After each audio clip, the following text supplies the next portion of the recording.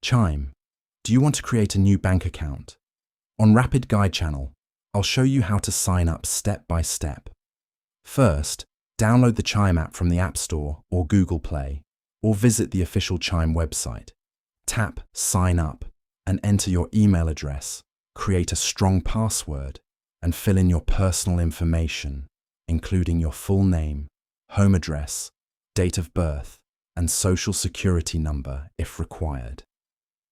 Next, verify your identity by following the on-screen instructions and review all your details before submitting your application.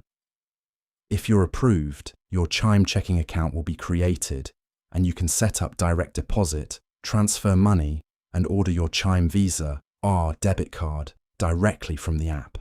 Keep in mind that eligibility requirements apply and approval is subject to identity verification.